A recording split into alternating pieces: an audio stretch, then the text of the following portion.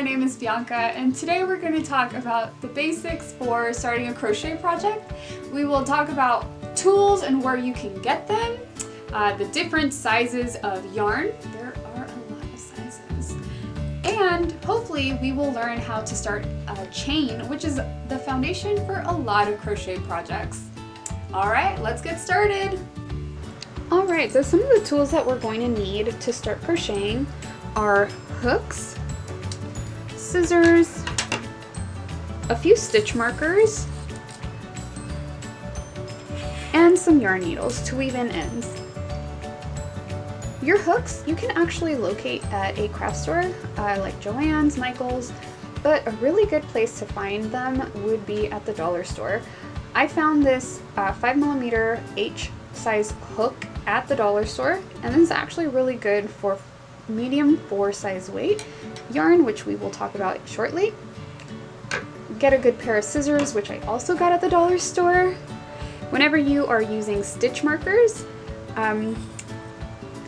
there are some that you can purchase at the craft store, but I would just say anything that you find at home would be just as fine.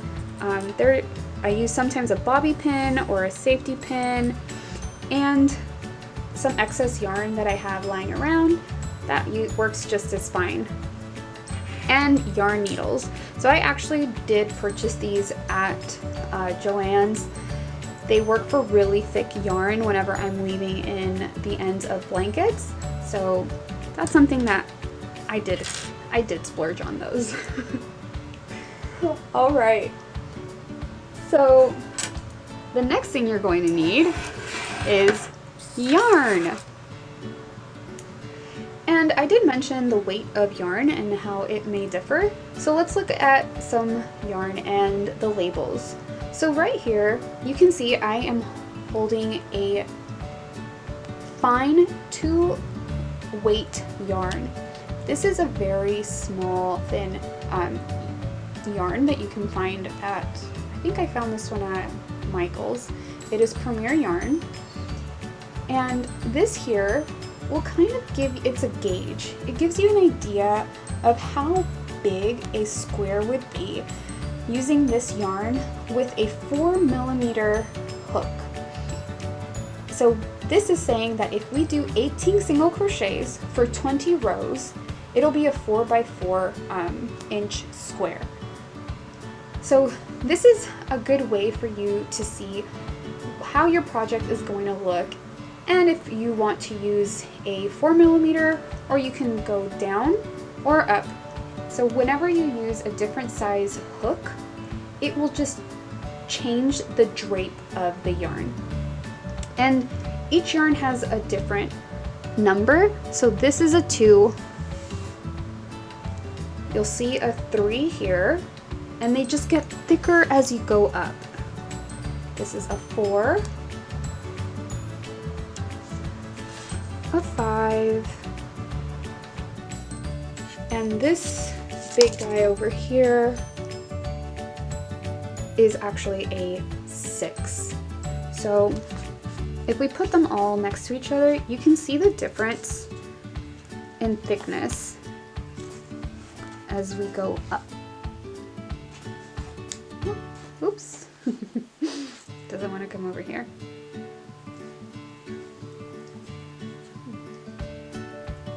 So 2, 3, 4, 5, and 6. Now,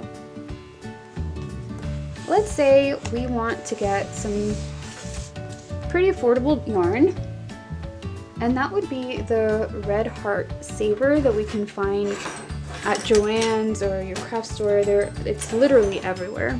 This is a size 4 weight yarn, so it's very similar to this one.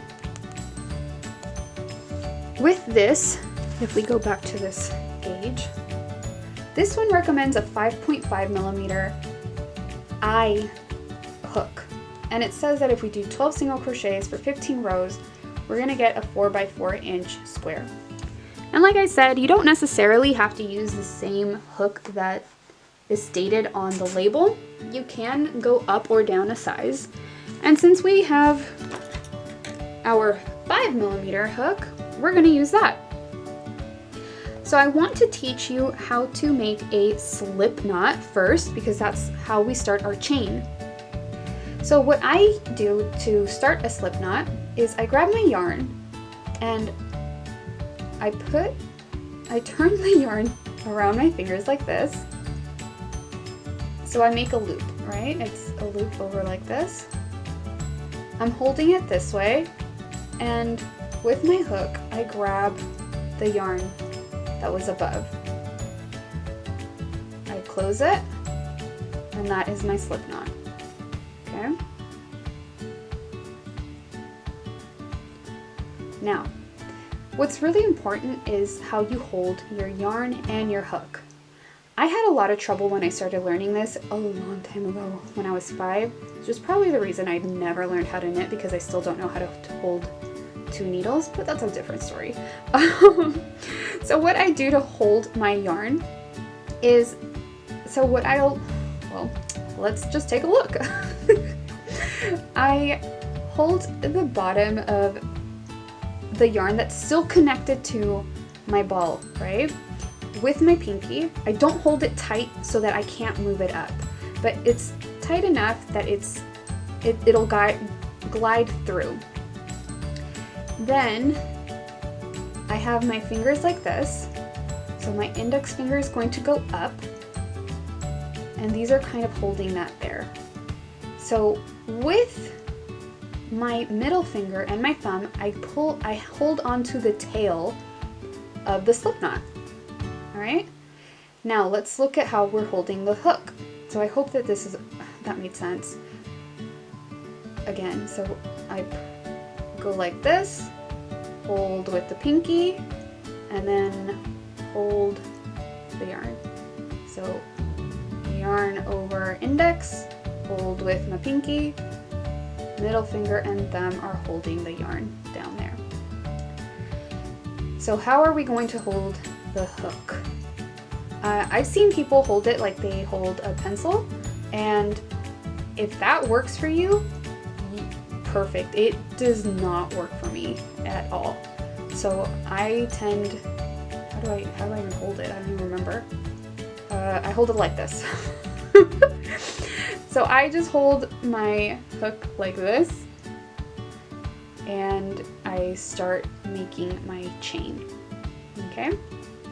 So let me go back. Oopsies. Okay. So let's make a slip knot. Again, we're gonna loop over and then hook in, pull through. And if you really want to make this much easier, just go like this.